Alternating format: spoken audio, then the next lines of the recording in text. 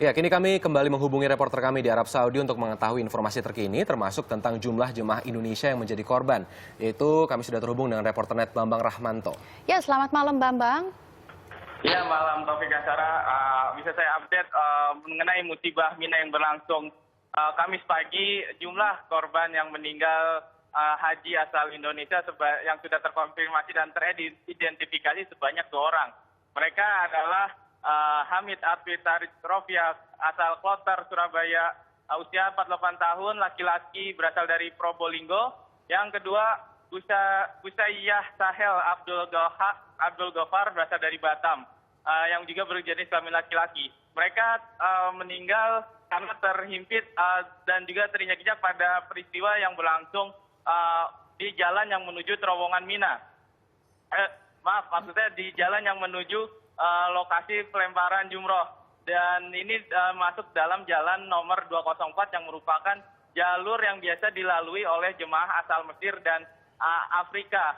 Hal ini yang bisa dipastikan jumlah korban Indonesia ataupun yang meninggal maupun yang luka bisa dipastikan mudah-mudahan tidak terlalu banyak, dan ini yang sudah dikonfirmasi oleh Kementerian Agama. Selain itu, untuk kondisi pelemparan jumroh saat ini sudah berlangsung normal dan jemaah sudah bisa melanjutkan rukun haji lainnya, yaitu setelah melempar jumroh akobah, selanjutnya melempar wusto dan ula. Selain itu, untuk kegiatan jemaah haji lainnya saat ini jemaah berlangsungkan bermalam di Mina selama 1 malam, yang besok lanjutkan dengan melempar jumroh.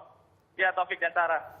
Ya, Bambang Rahmanto melaporkan dari Mina, Arab Saudi. Dan mengenai tragedi ini, pihak dari KBRI sendiri yang ada di Arab Saudi sudah sempat menyatakan bahwa jalan yang tragedi ini tempat terjadi adalah jalan yang bukan dilalui oleh warga negara Indonesia. Betul sekali. Dan memang ini sudah bukan yang pertama kali ya, karena memang sebelumnya juga pernah ada tragedi Mina ya, dari tahun 90 juga sudah pernah terjadi juga ya. Betul sekali, Sarah. Ya.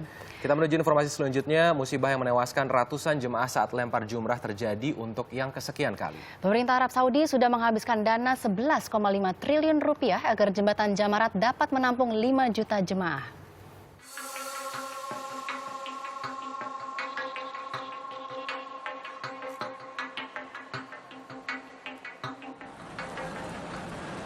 Lempar jumrah merupakan rangkaian terakhir dalam puncak haji.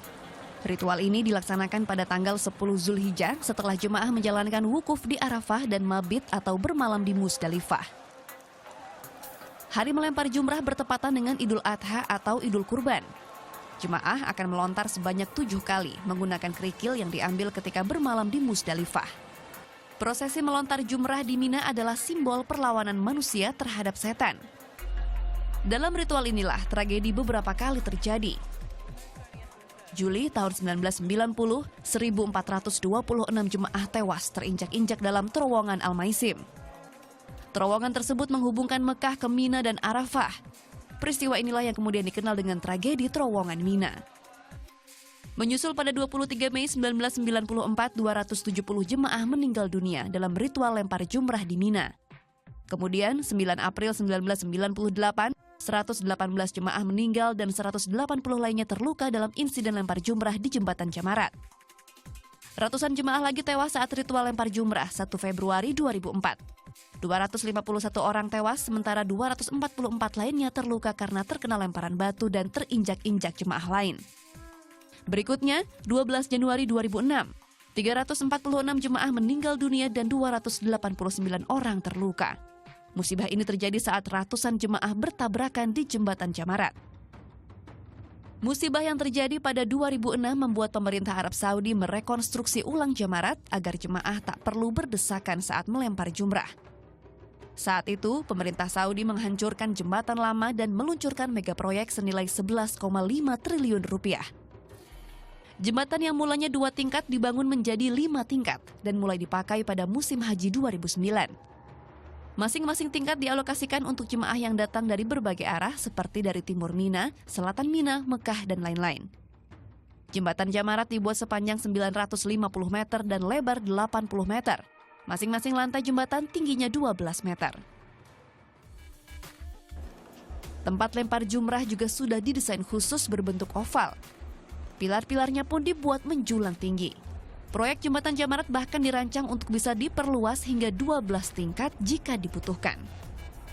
Meski demikian, secanggih dan semutakhir apapun area lempar jumrah yang dibuat baru akan berfungsi maksimal jika para jemaah tetap tertib, datang sesuai jadwal yang ditentukan dan tak berjalan melawan arah.